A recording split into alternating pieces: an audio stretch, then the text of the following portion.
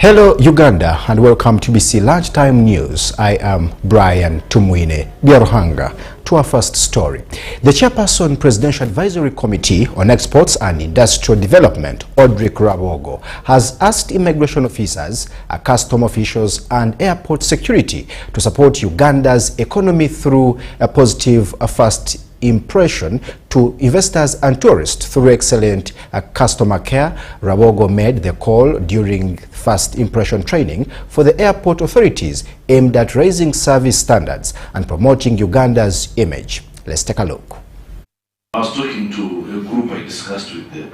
So the president issued a directive to address that attitude, and this directive is under what we call the First Impression Ambassadors Program.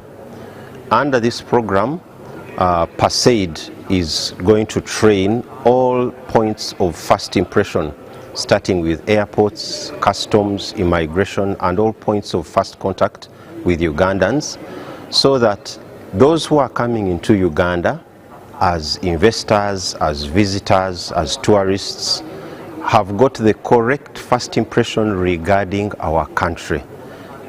This is a combination of many things regarding knowledge about our country, its beauty, the reality, our progressive nature, the economy, the investment opportunities, and also to present the right guidance through knowledge.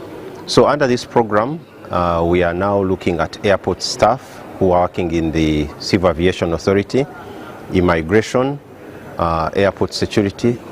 Because they are first points of contact, they tend to give the first impression regarding what Uganda is to tourists, to exporters, and to investors. When you make a decision to visit a country, you take the entire process from how do I choose a country? If anyone has ever visited a country, you must have gone online and see what kind of people are these? What food do they eat? What hotels do they have?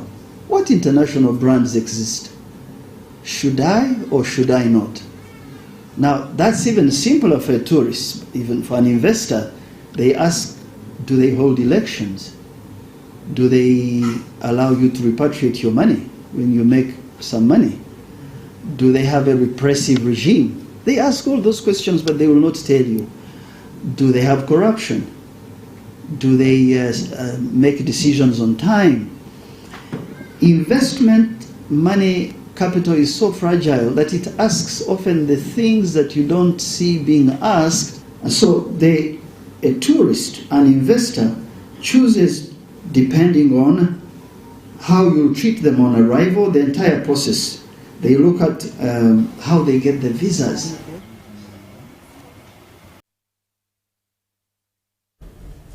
Audrey Rabogo there, promoting Uganda's image internationally. Now let's talk Kadodi. The annual Kadodi Carnival 2026, held yesterday, exploded into one of Uganda's most powerful cultural celebrations, drawing massive crowds in a colorful fusion of tradition and business and entertainment. In Mbale City, revelers turned up as the sound of the Kadodi drums echoed through the streets. Dokas Kimono brings us to speed. The thrilling performances at the National Culture Powerhouse Carnival delivered non-stop excitement.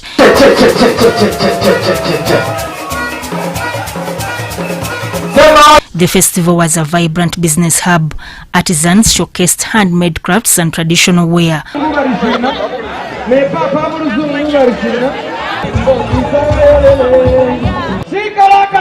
while food vendors served local delicacies and revelers enjoyed the famous brew, Kamarwa.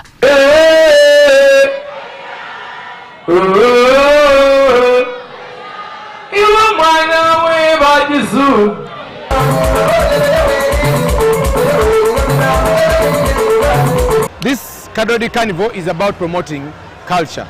That is why we emphasize local food, Kamalea, Liboshe, the Gishu food, then Kadodi, Isonja, Inemba. We emphasize Nyombe, you get, Tisumbati, all these things to bring them to our people. People have been asking, why are you doing Kadodi Carnival in Kampala and not Mbale? Mbale, taking Kadodi Carnival to Mbale is like preaching to a person who is already saved. You get? It's about promoting culture. You can't promote culture to your family. You promote culture outside your family. That is why it is in Kampala. I am eating the food, Kamalewa, that I hardly eat elsewhere. I found it here. Sometimes I lack time to go back home and eat it from there. I found it here and I am enjoying it. Then I have met several people that I hardly meet. Some I haven't met in several years. Then I've also come to realize that Bugisu has very many beautiful girls and very many handsome young men. So people out there, when those that want to marry, always think about Bugisu. Karim Masaba praised the initiative in using culture to unite Ugandans, while Senior Presidential Advisor on Creatives Eddie Kenzo applauded the organizers for promoting unity through culture, rooted in the traditions of the Bamasaba people, whose heritage traces back to Masaba in the Gisu legend. The Kadodi Festival is the biggest festival in Uganda. Someone as a son from the Masaba, as a son from Bugisu, for this initiative, because it gives us, it enables us as the Masaba people to expose our culture. Many people do not know about our culture, they do not know our culture dance, they do not know our traditional food. So this is a great opportunity for many of the people out there to learn about our unique cultures around Masaba.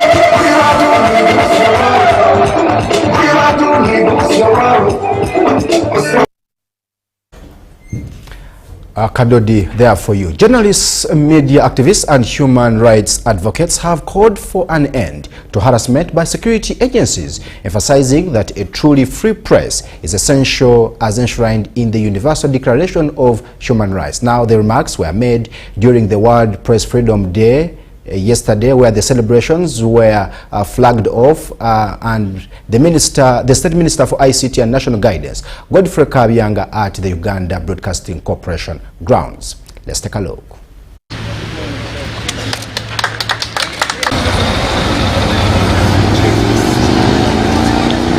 The United Nations General Assembly designated May 3rd as World Press Freedom Day to remind governments of their duty to uphold freedom of expression under Article 19 of the 1948 Universal Declaration of Human Rights. The day also commemorates the 1991 Windhoek Declaration by African journalists advocating for a free press. Indeed, the theme for this year's commemoration, Shaping a Future at Peace, Promoting Press Freedom for Human Rights, Development and Security, is timely. I think we should begin by appreciating that the day that we are commemorating is actually a day founded on the African soil. Although Article 29, Clause 1 of Uganda's Constitution guarantees freedom of expression, speech and other media, stakeholders say press freedom remains limited, citing interference by security agencies and past laws like the nullified Computer Misuse Act. To me, I think while we celebrate World Press Freedom Day, we need to balance the things. We need to understand that journalism is not a crime. Our colleagues from the security, sometimes you act as if we are your enemies, but we really work together. Journalism and crime move along. For me, I would really advocate for continuous engagement with government.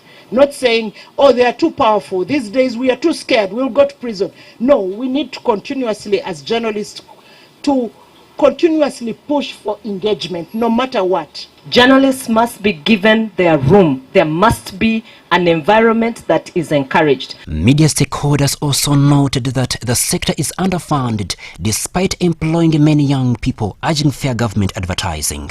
The rise of digital media and limited access to public information affect sustainability and news quality. Government should consider supporting stations across. So why don't you come and put adverts on Mama FM? There, we have money in our pockets. But the less we have of these adverts and you restraining us, more legislative framework, the harder it is to make any money. During the march around Kampala, the Minister of State for ICT and National Guidance, Godfrey Kabyanga, acknowledged the importance of press freedom and warns against sensational and reckless reporting, artificial intelligence complexity, revealing plans for a new communications bill to address the gaps. You give us feedback, but what we only want is, please be as responsible as possible. The elephant in the room, AI. Some people are not even now looking for news. They are just using AI to look for news. I'm telling you, AI. You just go to AI and you get the news and you start publishing. You know that even our personal assistants are now using AI to write our speeches. And when you reach in the middle of the speech, you see uncoordinated what? We are trying now, we are putting in place a task force to generate a bit of regulatory framework for AI. And we shall soon even come to you, because it is a consultative group. We need to make fact-checking a key bit, a key area of our newsroom practice. We used to do it as a by the way, but we now need to make it a daily, because misinformation, disinformation, the effect is that they can cause mistrust. During the celebrations, war journalists who covered the Lord's Resistance Army insurgents and the Rwanda genocide were also honored. Crispus Arinitwe, reporting for UBC. Thank you so much, Crispus, there for us. Catholic Diocese of Lira has officially opened its newly constructed bishop's residence, valued at 2 billion shillings. The facility was commissioned by His Grace John Baptist Ondama, the Archbishop Emeritus of Gulu, marking a new chapter in the diocese's growth and service. At the same time, the diocese has launched a week-long Peace Week, bringing together faithful from across the Gulu Archdiocese and the Karamoja sub-region. Hosted in Lira City, the initiative aims to promote unity, reconciliation, and lasting peace across northern Uganda. Let's take a look. Lord, increase our faith. Lord, increase our faith. This is the second house of Jesus Christ. The first house of the bishop is that one, which is the house of Jesus Christ. And this is the second house of Jesus, where his apostolate among us and among the people of God is being administered. May the God, whom we glorify with one heart and a voice, enable us through the Spirit to live in harmony as followers of Jesus now and forever. We answer, Amen. Amen. This house, as you see it here, was actually the initiative of His Excellency when he came to open the cathedral. When he saw the old house, he said, this cannot be Bishop's house. So immediately he promised the start of this house.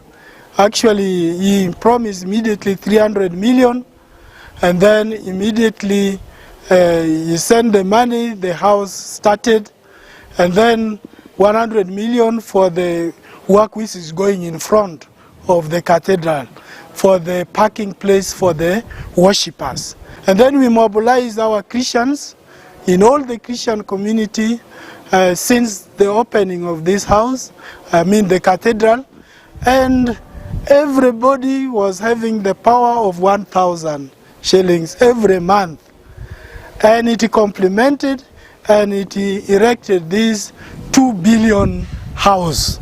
It is 2 billion house which has been put here, and we have the kitchen, we have the main house, administration, and then renovation of the old house. And indeed today you can see that or in opening our prayer peace week, all the bishops of the province, the archbishops, our two archbishops, Bishop of Gulu, and then of Arua, and of Nebi, and then of Kotido, they have joined me to open the 20th anniversary of Prayer Peace Week. And in this journey, which started 20 years ago, all the bishops have been creating opportunity of dialogue, of listening to each and everybody. All of us must converge and talk.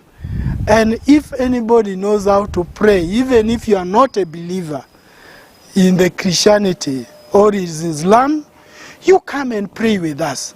Raise your voice to God and tell us what your God is telling about what peace really means for humanity.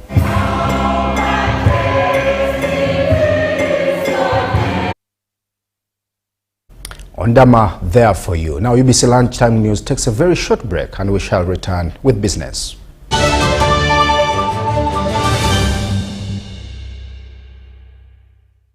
When you don't use Momo, you are forced to quarrel.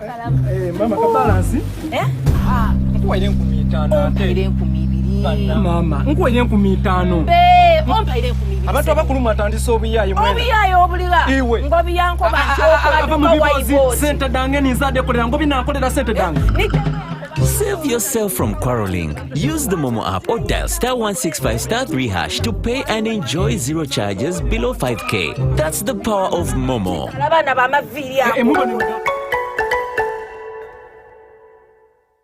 When you don't use Momo, you get insulted by strangers.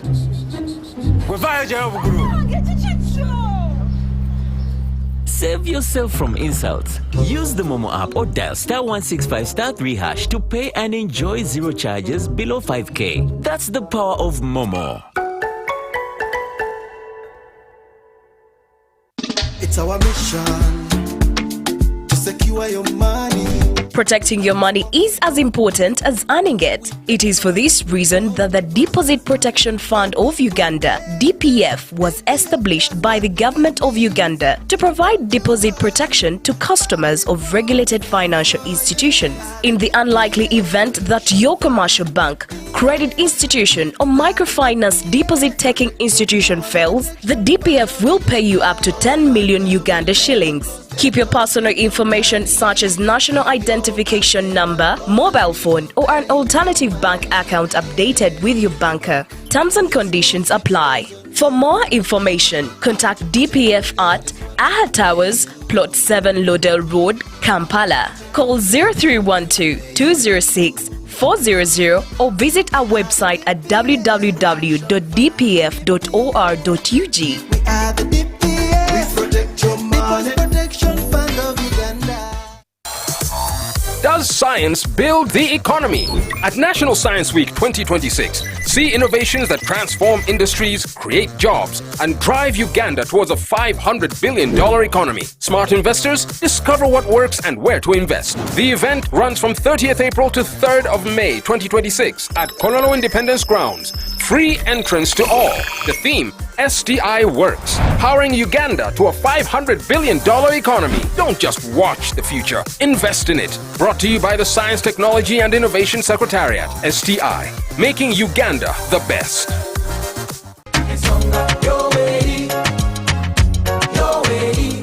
In 1986, a new chapter began. A fundamental change was etched into the heart of our nation. Uganda has since then witnessed a socio-economic transformation under the leadership of President Yoweri Kaguta Museveni. Through peace and security of persons and property, economic growth, infrastructure expansion, health improvements, education, regional integration, industrialization, digital transformation, youth and women empowerment, wealth creation, among others. A nation once in recovery is now a beacon of regional stability. The people have spoken, and the NRM government has been given another term in office. The Board of Directors, Management and Staff of the Uganda Broadcasting Corporation proudly congratulate His Excellency Yoweri Kaguta Museveni Tibuhaburwa upon his resounding victory in the recent elections. Witness history as it happens as we broadcast the swearing-in ceremony on Tuesday, the 12th of May 2026, live at the Kololo Independence Grounds here on UBC TV, our radio stations, and all our digital platforms. Ugandans, let's protect our gains. Long live NRM, long live Uganda. UBC, inspiring Uganda.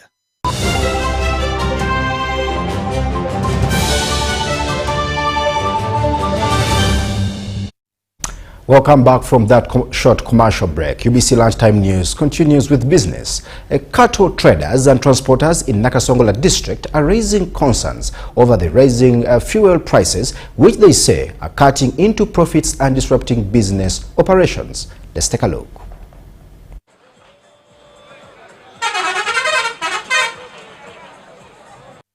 Located along Uganda's cattle corridor, Nakasongola depends heavily on livestock farming and trade as a key source of livelihood. But in Nakitoma sub-county, one of the district's major cattle markets, traders say the cost of transporting animals has surged, pushing many into losses. Here in Nakasongola, and we see this by having one of the largest markets. This market welcomes traders from all over the country, all the nearby districts like Nakaseke, Masindi, Chiriandongo, and the traders come far away from Kampala to buy animals to take and do business, the slaughter slabs. However, the business has been moving on well, but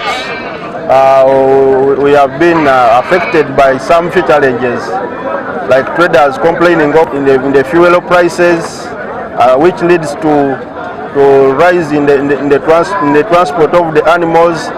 So, and this has also affected the cost of the animals in the market, and also I think in the various abattoirs and slaughter slabs. Transporters say they have been forced to increase charges to stay in business. However, traders argue that higher transport fees combined with taxes are further squeezing their margins. Stakeholders now warn that without urgent action, rising fuel costs could cripple one of the district's main economic activities. The fuel expenses are high, and which means we are costly charged with these transporters, and then you cannot blame them because whoever transports land needs to get profits other than losses. But what I would request from our leaders on top, at least to get some ways of planning for us so that fuel at least reduces and we incur some profits. Whereby, where they were taking us at like 70,000, now they are added at 10,000, which goes to 8,000. And that 10,000 added in, it will be the profit we will be earning as we traders, which would get some money like take at home, some essentials, but now we are now facing a tough condition. And then these words mean, for them they don't pay more about our fuel. For them they say it's not about us, but it's your cause. So it's now facing us hardly and harshly in transportation. They are calling on government to step in. Thank you so much, Kaye, for that. Residents of Buyikwe district have called upon government to intensify efforts to reduce poverty as they marked the International Labour Day. The celebrations took place at Bishop Nkoyoyo Primary School in Buyikwe district. Let's take a look. Residents say the strategic campaign for alternative income generating activities for fishing communities in Uganda, SCIFE initiative, has shifted them from over-dependency on fishing to farming and livestock rearing. The lake is so overwhelmed by the pressures that are exerted by the masses on it. You see, even all these people who have been on the streets, they are now back into the lake because they no longer have what to do. So now, the president is saying that let the fishing community not only look at fishing as their only source of livelihood, but let it engage in other income-generating activities. For example, apiary, poultry keeping. With declining fish stocks affecting incomes, many families say the program has provided a lifeline, offering training, farming tools and livestock. In the fishing communities also, we have a good plan for them. Instead of them engaging in criminal activities like prostitutions, we are saying that we are putting for them what we call women entrepreneurship centers. So in those centers, these women, we train them how to make we skill them in these small skills like making shampoo, making liquid soaps. Program officials say there are plans to train women in entrepreneurship and legal skills for a wider economic opportunity.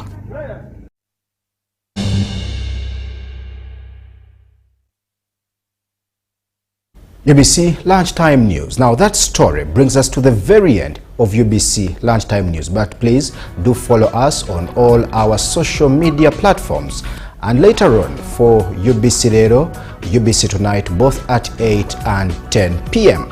I am Brian Tumwine Biarohanga. Goodbye and God bless Uganda.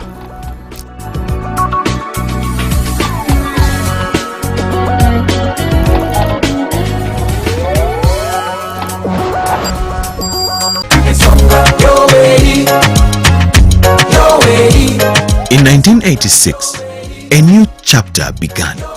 A fundamental change was etched into the heart of our nation.